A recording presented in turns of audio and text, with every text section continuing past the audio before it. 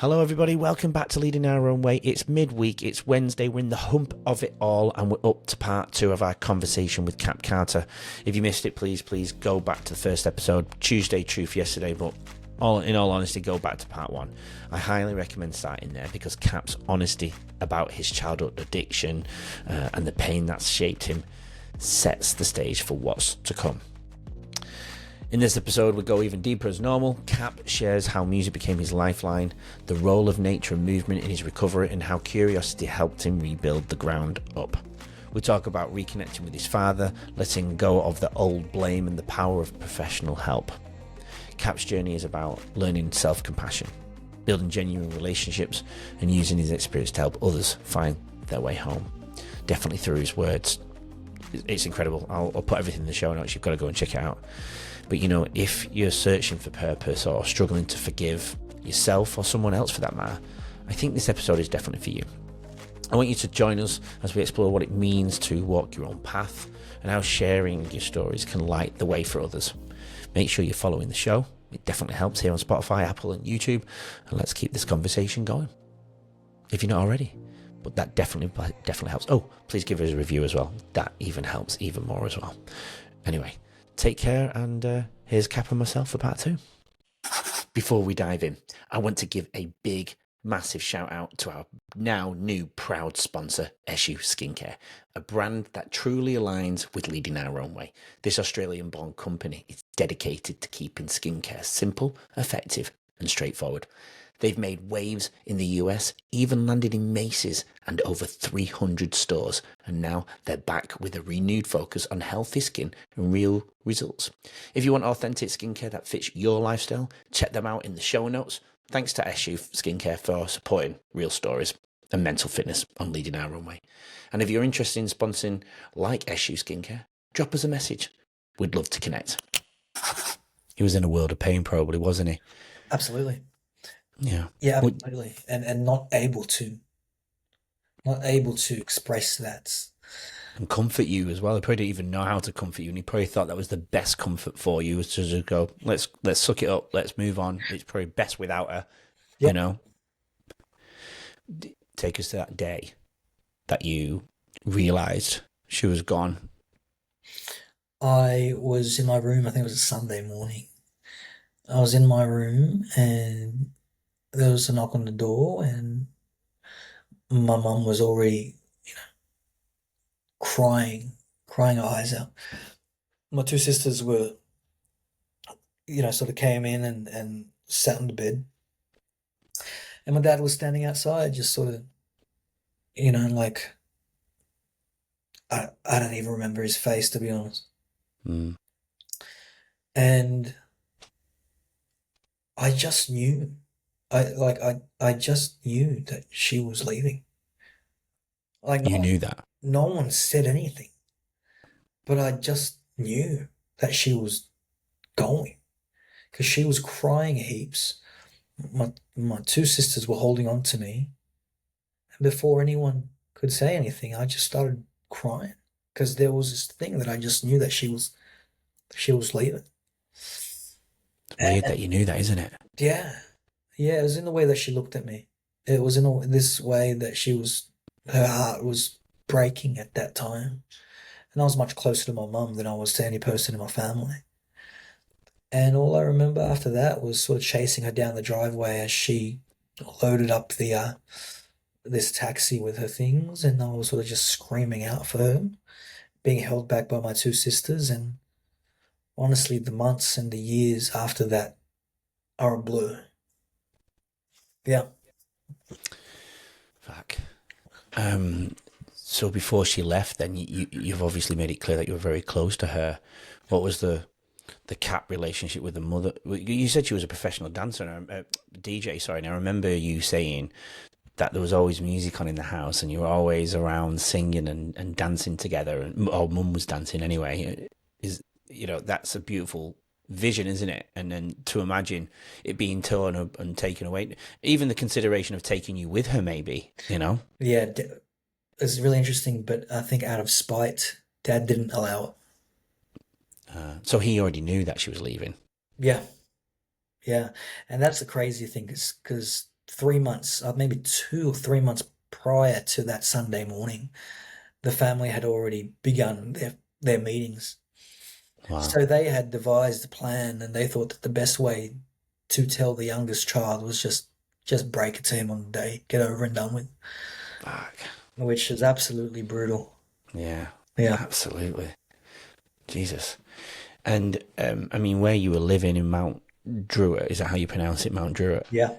I think I'm using your words here, but it's kind of like the Bronx of New York in that Sydney side of town. Is it a pretty rough area where you were living, The or 90s it was. in the 90s? Yeah. Is Yeah, it not anymore? I wouldn't say anymore. The government's funded a lot of money into it. It's a smart way to, look, it's low socioeconomic, demographics, Mm. refugees, people coming in from all these different backgrounds, and that was Mount Druitt. People coming from, you know, uh, countries that had a lot of crime, and that's what they brought to Mount Druitt. Yeah.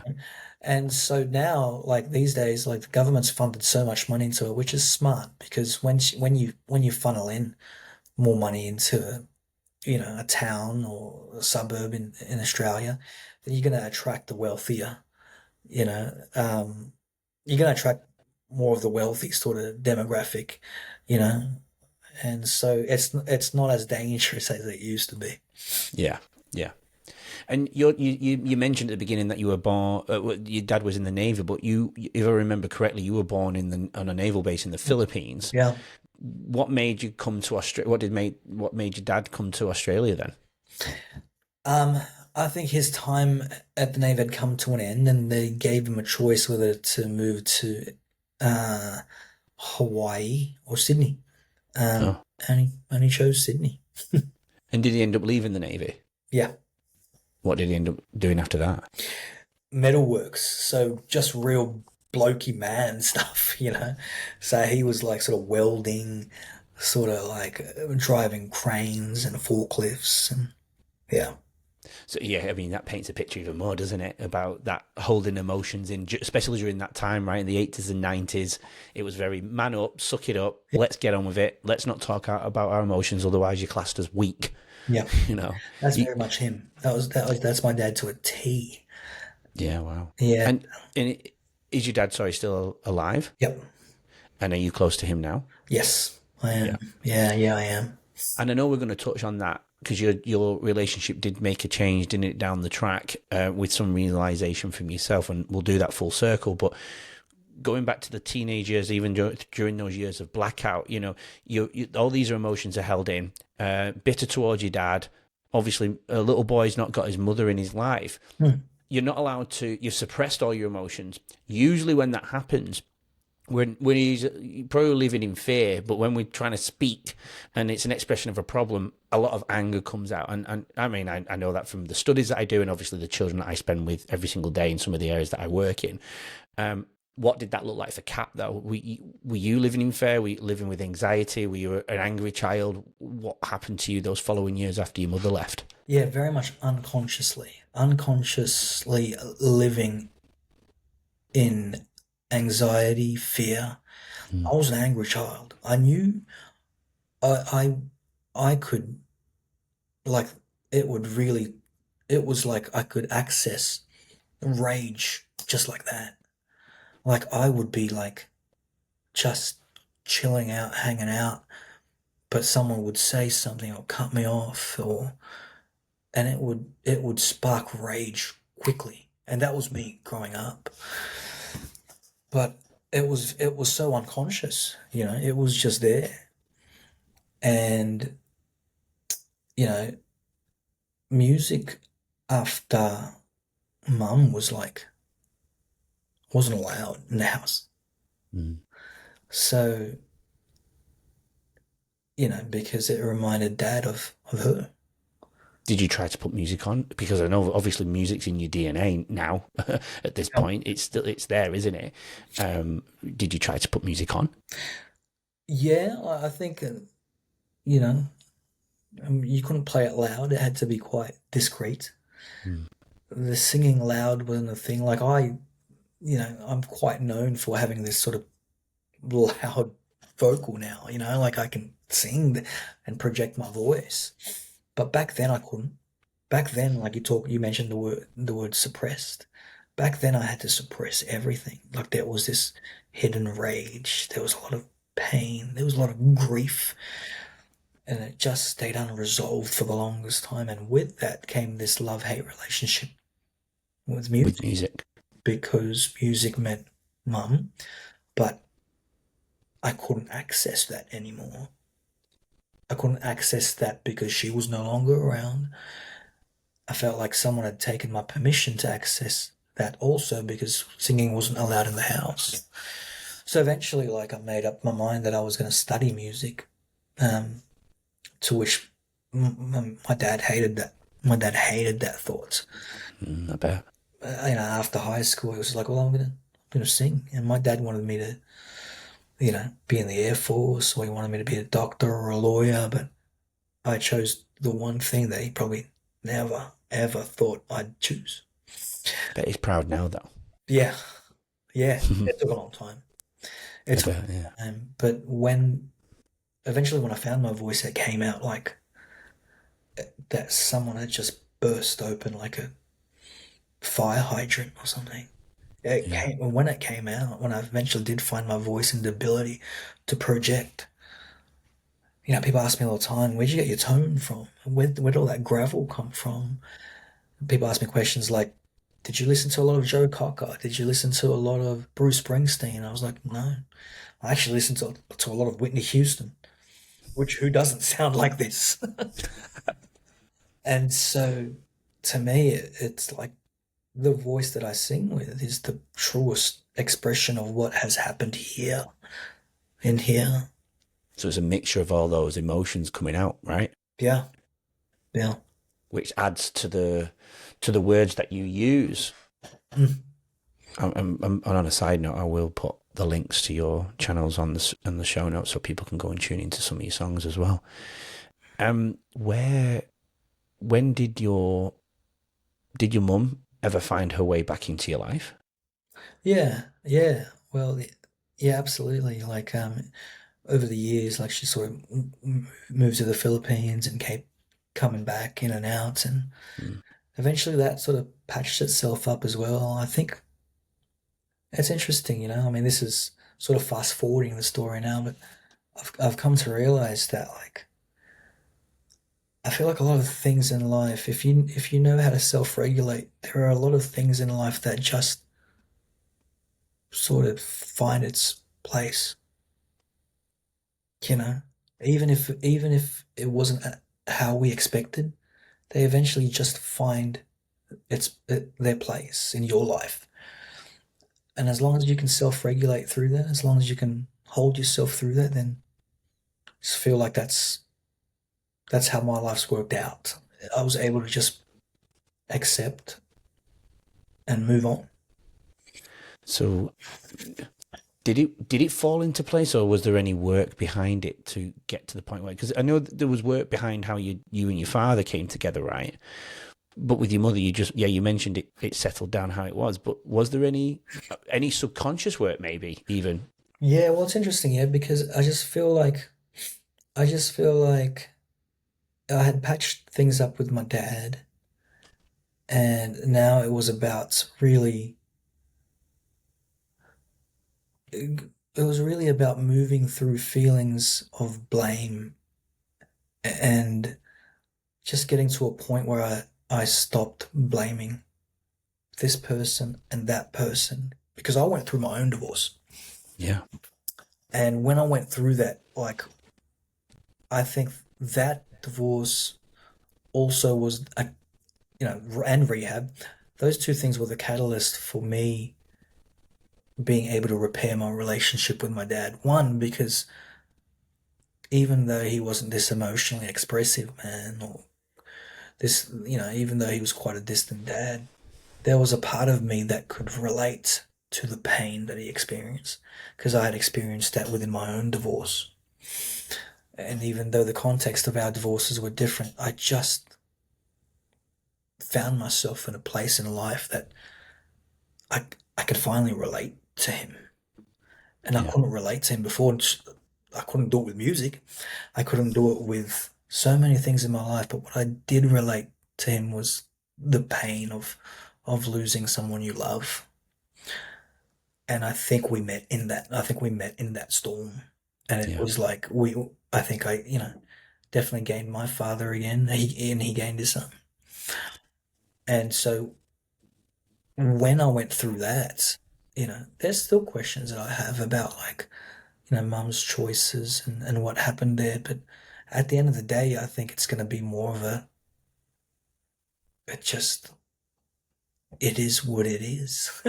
I hate saying that, but it's just like, well, sometimes like you're never going to know the deepest reason, the truest reason, or what this person was feeling at the time. And I'm okay with that.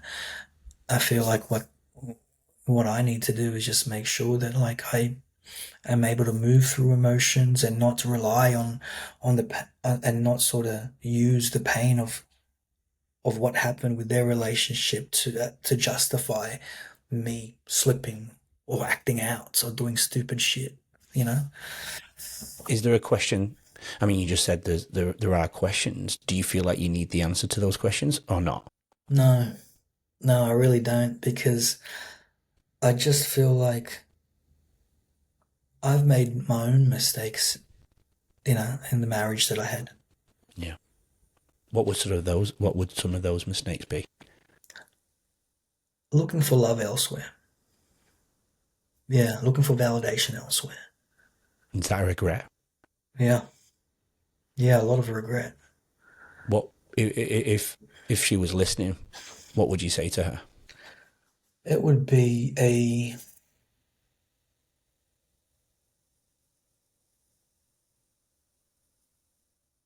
that I'm glad that you had the strength to leave. Yeah, after everything, I'm glad that you put yourself first. You had to, like, because in you doing that, like, I was able to put myself first. Yeah, Yeah. absolutely. That's nice. That's nice. And you said about, I think you didn't use the words lashing out, but going to your teenage years, children express things in very many millions of different ways, and it all comes out differently. What did Cat Carter do? What did you do to, I suppose, express your?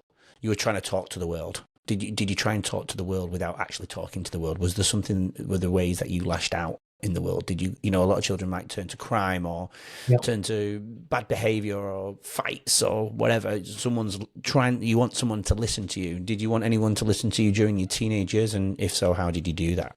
Look, like, I dabbled in many different substances very early on.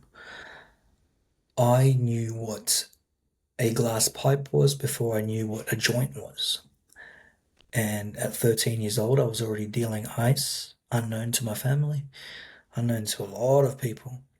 Mm. And I still remember the first time I got offered a joint and being scared of that joint, not knowing that, the drugs that we were doing, like crystal meth, we were already dancing with the devil, you know? And so I, again, and, it was this sort of, it was just this sort of natural progression because of the trauma that I had experienced as a child and then moving into Mount Druitt, which is at that time like, drugs were easy to come by. So you put me in there and then you put me in there with trauma and then offer me ways to escape. It was a natural progression to addiction. It was laid out, you know. Yeah. And so me as a teenager, yeah, like substances, sex, like porn, anything that spiked the dopamine, anything that allowed me to escape this and this reality. Yeah. How long did that period of your life last for? All the way up to pretty much when I got signed to Universal, when she Wow. left, and you know, How long was that then? In years? you're talking. Look, there was a period where I kicked off the drugs, Mm. as a sort of on and off, but in its entirety, it would span like maybe 15 years. Yeah, wow. Yeah. And I know you sought rehab after the breakup in your marriage, but did you ever sort help before that No, regarding all those? Never. no, no. That's why when I say it was 6 days of therapy a week for 8 months, there were so many questions, dude. Because What? you were touching on everything else in the past as well, weren't you? Not just the breakup, right? Am I guessing? Yes, yes. Yeah. And so it was just like this grief, I wasn't just grieving the end of a marriage, I was grieving all the things I didn't know about myself. I was grieving how I disassociated as a 9-year-old child, how there were there are these pockets of years that like I just gone because I would have cried myself to sleep or just didn't allow myself to feel. There's literally little blackouts in my memory that I can't tell you what happened that year. It's the trauma, isn't it? Yeah. And so yeah. Going into rehab then, did you go into rehab thinking it was purely just for the marriage and everything else unfolded whilst you were Initially, in there and you're like, shit, there's more to it. You know what I mean? yes, initially, because I was so new to therapy. Yeah. I thought what we were discussing here was the problem at hand, and the problem at hand was she's gone. Yeah. And, Yeah. at that time, it was just like, okay, so maybe if I do this long enough and stay clean long enough, maybe she'll come back. Yeah. Yeah. And that was a wild wake up call those first few months. Was she a high school sweetheart? Yeah, So how long were you guys together? 12 years. It's a long time. It's a long time, and a lot of life stages you're moving through. Pivotal life changes, yeah. Yeah. Stages, yeah, for sure. So after leaving high school, you started to study music at university, is that right? You got a degree in music. And then this is where we kind of align. You became a teacher, got the diploma of education, as so did I. And that's why I came to Australia the second time after playing basketball here.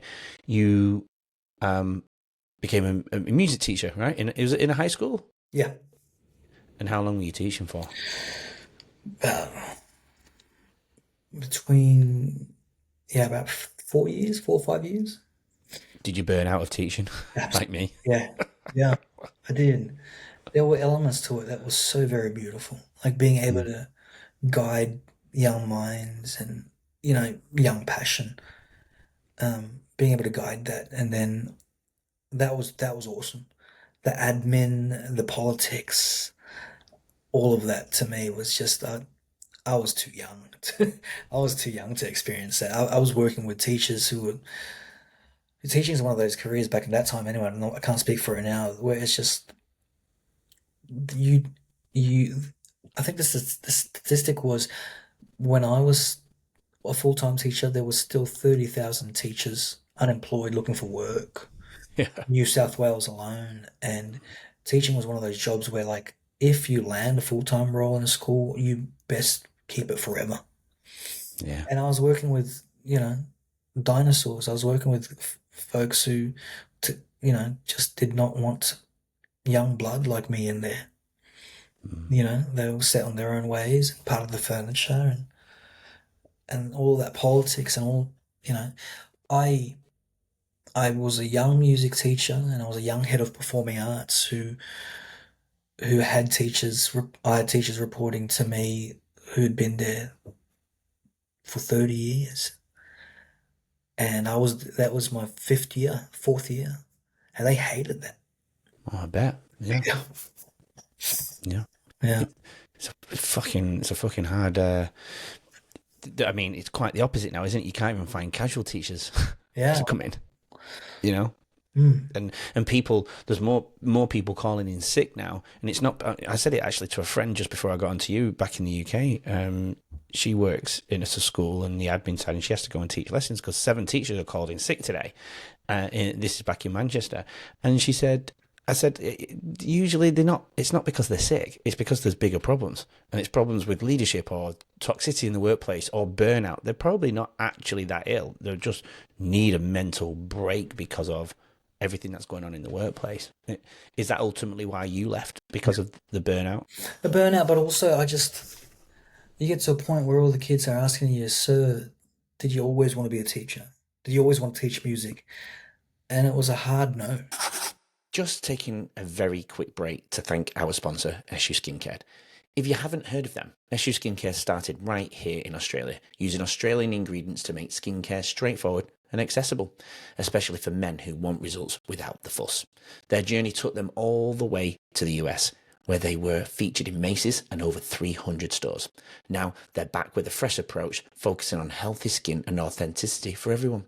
I'm proud to have SU Skincare as a sponsor on Leading Our Own Way. See the show notes for their website and to see how you can keep your skin healthy and confident. And if you're interested in sponsoring like SU Skincare, drop us a message. We'd love to hear from you. Now, right back to the episode. I wouldn't, I didn't say that Yeah. to them.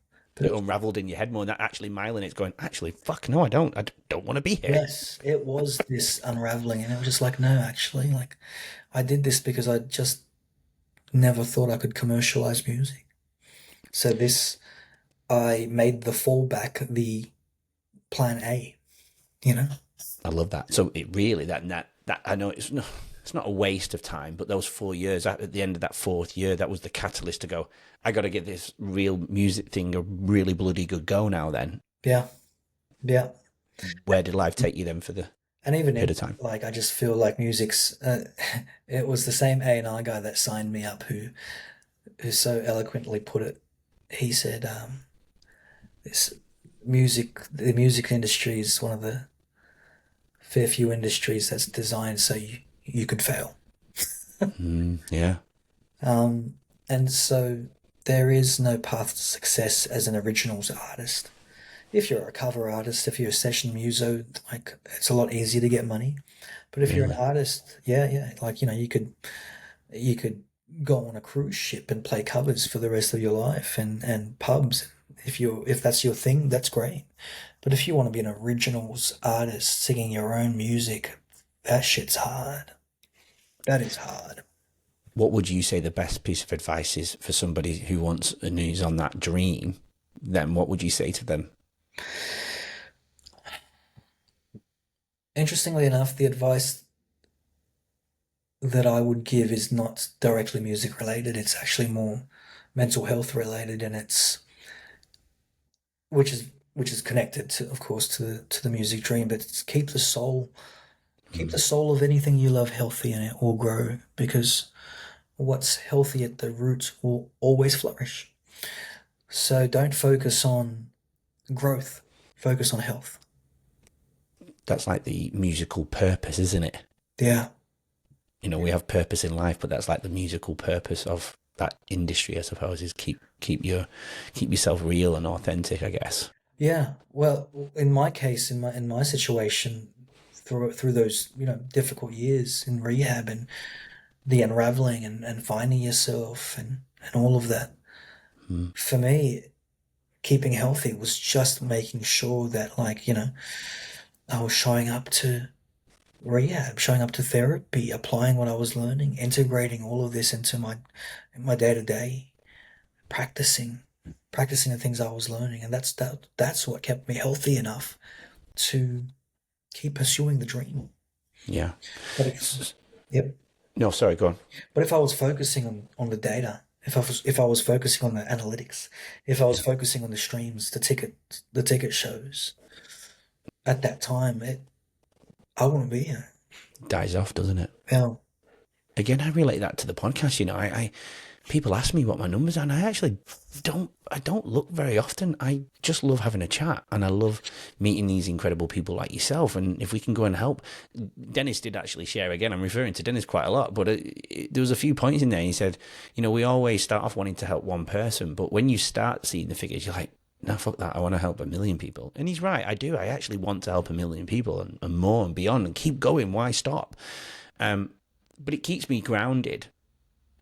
when I don't chase the number, as you just said, like That's I want to beautiful. keep going.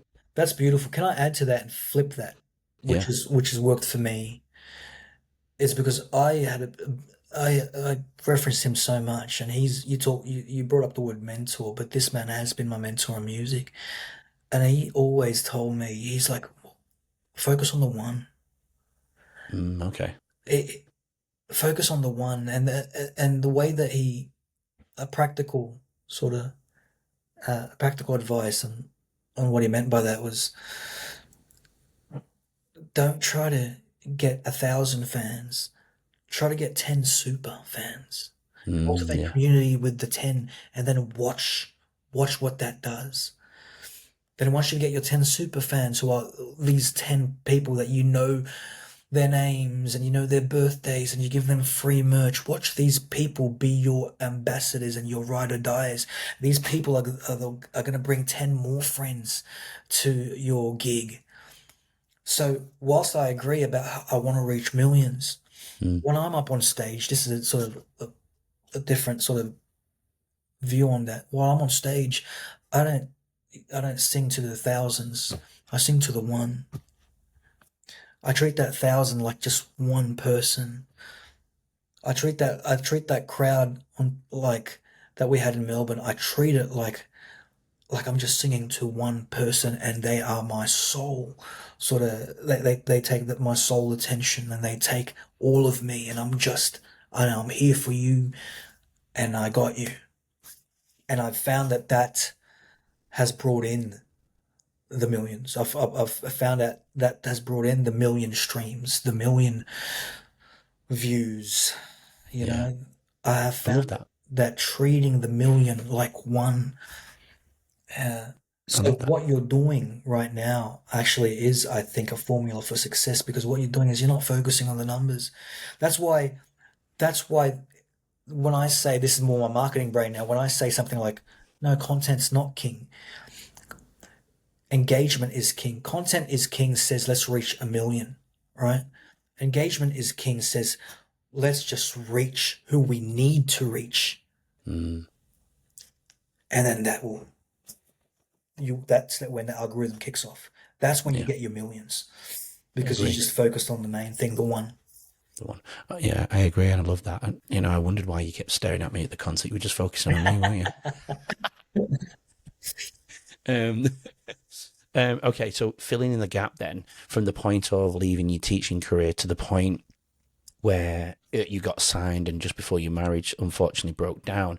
You did a few little, not little, but other musical aspects, and there was a bit of a dip there again, wasn't there? You went down mentally through some devastation that happened to you. Can you fill in that gap for us before we, come to some of the things that you might do to set yourself up on a daily basis?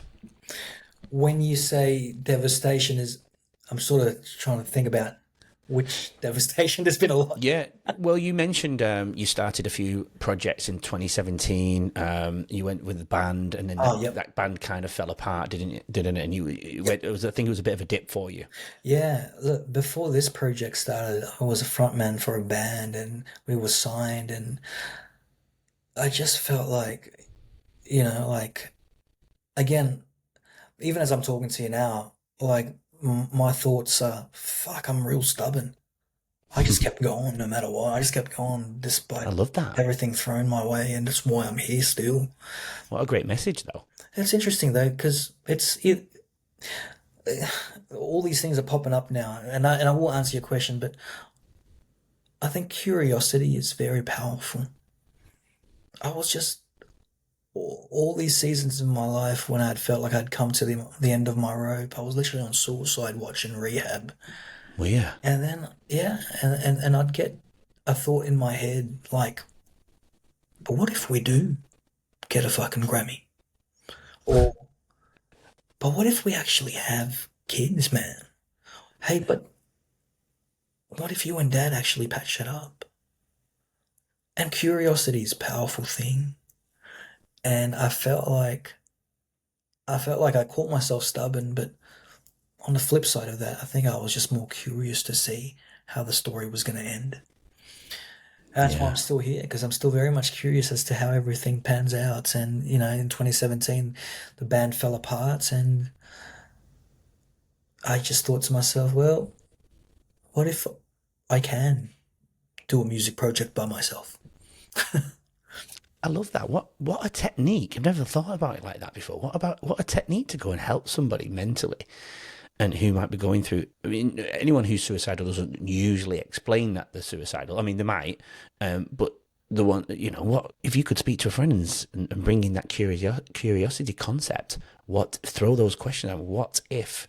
Do you want to picture what will happen with your children or whatever it may be? That's a beautiful angle. To be fair, I Mm. never thought of that.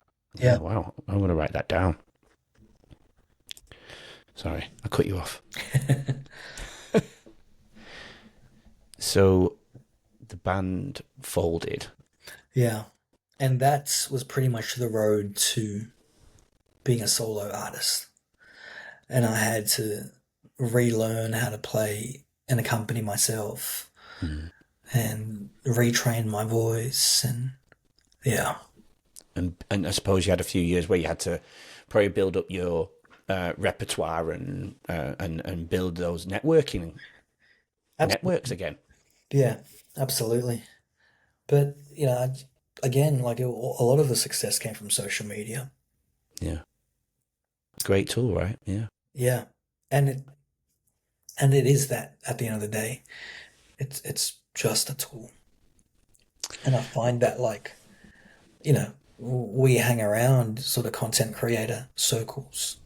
mm. But if you're not careful, if you're not conscious whilst doing all this content creation and social media business, this also works against this, our mental health. Yeah, And absolutely. so always treat it as a tool. Like, it always goes back in the toolbox. It always goes back in the shed. It always goes back into the garage. You know, you don't make this the love of your life. Mm. Absolutely. Before I come to a close, I remember I love the brain. You can see behind me, I've got plenty of brain books and human physiology books. But I remember I was talking in the pre-touch, and you spoke about how you had to you'd retrained your brain and really trained it into from this masculine energy to this, feline nurturer, as you put it. And I wrote those two words down, feline nurturer. To talk to us a little bit about when you came out and how you did that. Was this part of the relationship building with your dad, or was it just to fulfill everything in your life and feel different about the world? Look, when I went to therapy, after I did my time at rehab, there was a part of me that needed more than what 12-step meetings could give. And Mm. I had dabbled in all these different modalities, man. I did quantum hypnotherapy. I did Reiki. I did like Wim Hof. I did all of it. And I was just trying to find the modality that works. And for me, one of the biggest things that worked is shadow work or reparenting your inner child. And a lot of that was done through, you know, CBT, mirror work, parts work. Like, there were days where I would just sit in front of the mirror and just compliment myself. And it was the most awkward thing. It was like, hey, you are a handsome guy. Hey, like, you have nice eyes. Hey, you have a nice smile. And being able to just look at myself in the mirror and be okay with that. It accessed this part of me, or this part of me that I felt at the time was, no, I grew up to a very hyper masculine father who was afraid of all things feminine, any feminine energy. He was also homophobic, and I had to Really? retrain that part of my brain that was able to feel and be able to give compliments. And it was very hard because I also grew up with an absent mother. So, we have our fathers who teach us the masculine, we have our mothers who teach us the feminine, which is not to say that both can't access the other energies, but for the most Sure. part, that's what they teach us to move in these energies. And so I think the beauty of the brain and rewiring is that even if we didn't grow up with a father who affirmed us or a mother who was present, I think one of the most beautiful things is that we can access and train our brains to speak, you know, that feminine energy and be able to nurture us. And I had to access something that wasn't given to me, which I think is beautiful because at the end of the day, like that played a huge part of my healing, being able to hold myself through things like a mother would hold, her child. I was able to hold myself through difficult moments in my life and say, hey, beautiful boy, you're gonna be fine. I'm proud of you. You can get up. You are loved. You have an amazing future. And that in itself makes me emotional right now because it's just like, but no one said that to me growing up. But I can say that to this part of me that still needs that. And then, one day, God willing, I'll have a child, and that child will be able to be. I'll be able to give my child that because I had done the work to give myself that.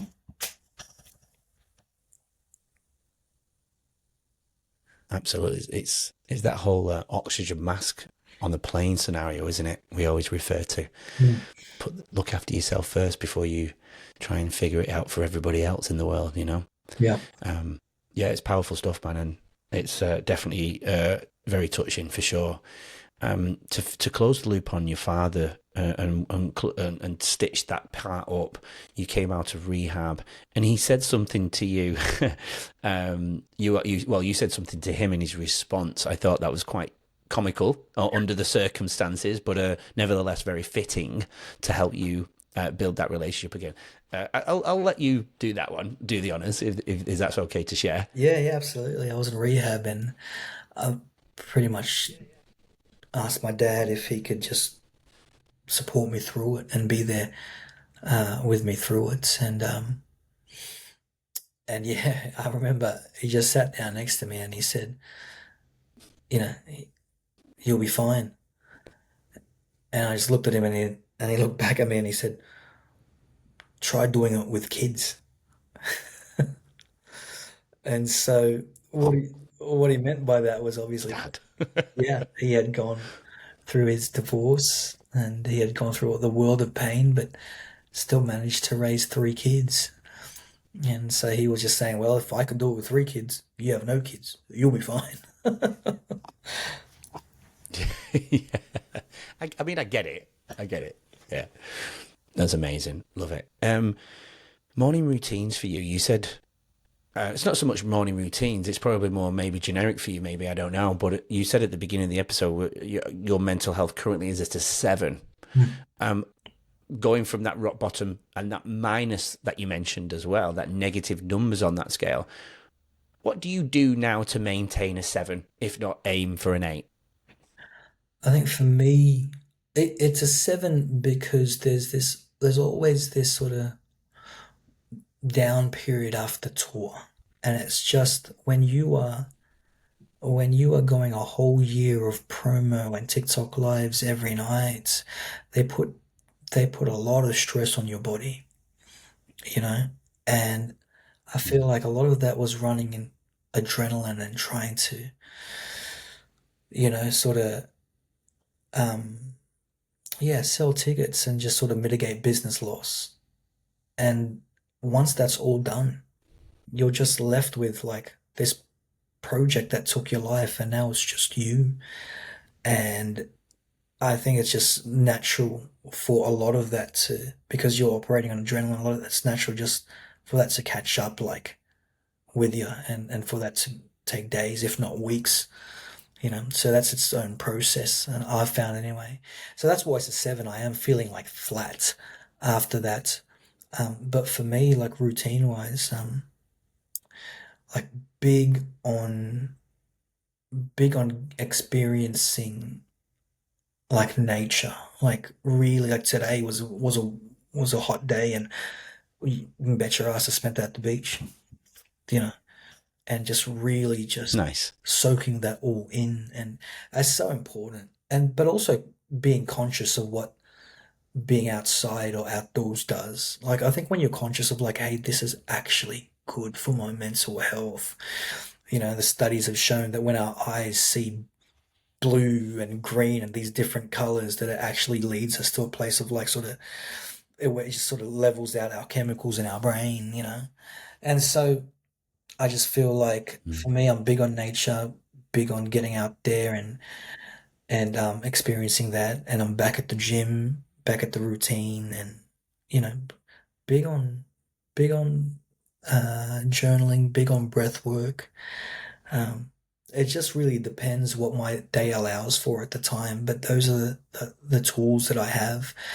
Um, you know, big on things like there was a period in my life where it was like affirmations, starting the morning with affirmations, you know, and also making sure that Yeah.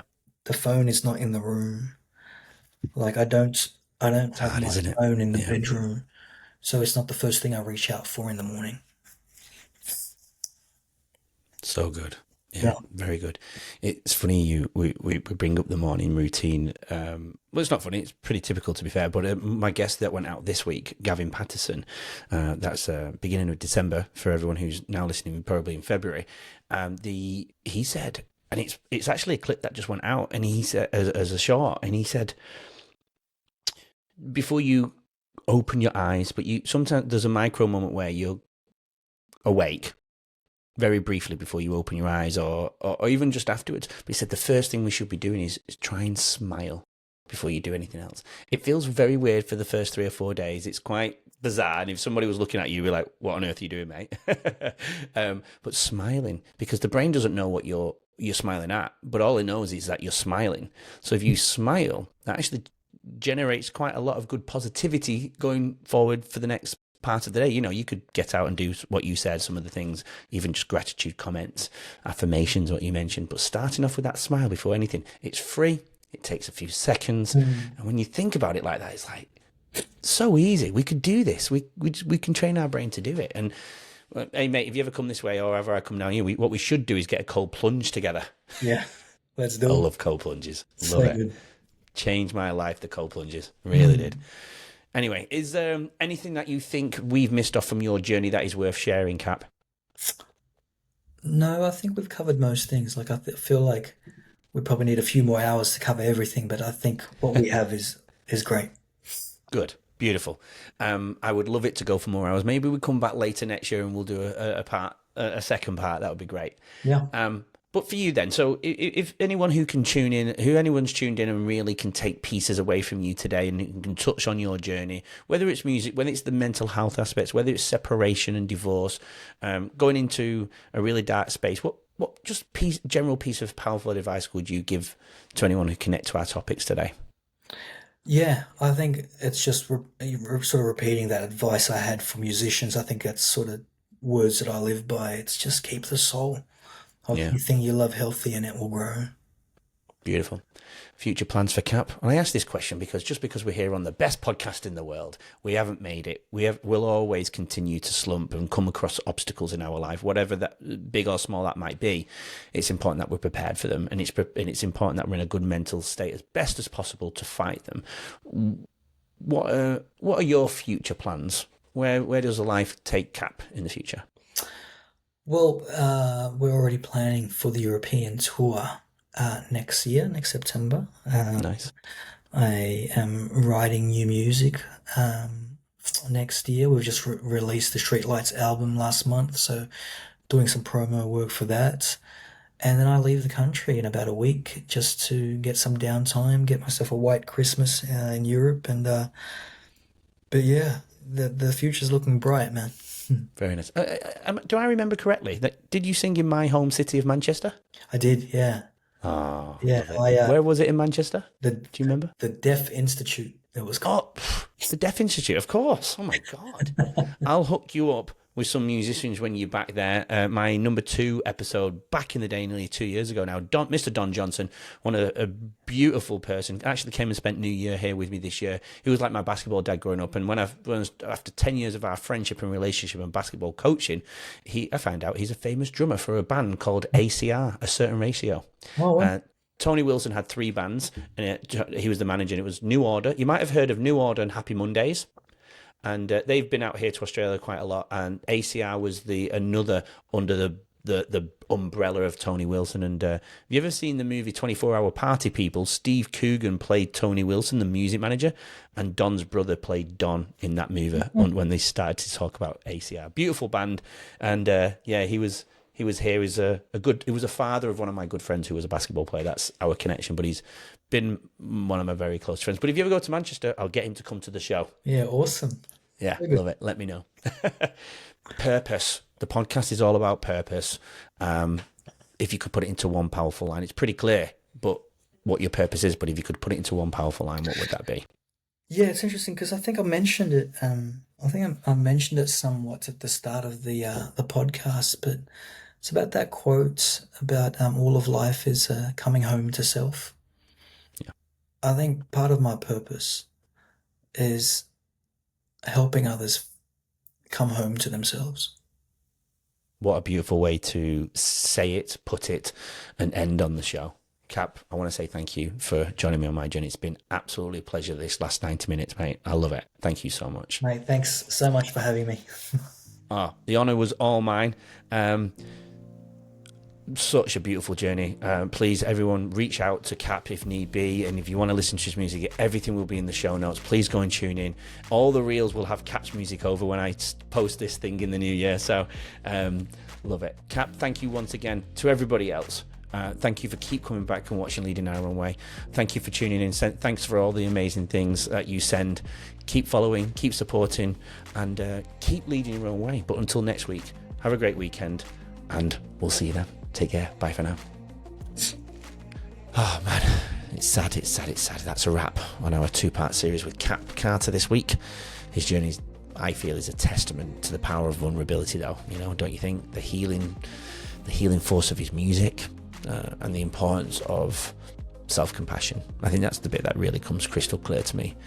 But you know what's probably what is more than that? It's a reminder that no matter how far you feel from home, there's always a way back, right? Sometimes it just starts by reaching out, or simply by being curious about your own story. As we close, I want to leave you with something personal. Leading Our Own Way isn't just about the sharing stories that I do every week. It's about building a space where we can all be real, right? Where pain and growth walk hand in hand, and where every step forward matters. Whether you're at your crossroads or taking the next small step, just remember, your journey it's yours to own, and you're never alone on that road. If Cap's story moved you, share it with somebody who needs to hear it. Leave us a review or join in the conversation online. Your voice is part of the community, and together we're redefining what it means to lead our own way. Anyway, it's the end of the week. Make sure you come back next week for another amazing guest. I can't wait to meet the next one. But until then, keep leading your own way. Have a great weekend, and we'll see you Monday. Bye for now. Thanks for listening and watching Leading Our Own Way. So we can stay together forever and share more incredible journeys, please subscribe to the channel. That way you won't miss next week's episode and what that amazing guest has to offer to the world. Please support Leading Our Own Way, and we'll get you on next week's episode.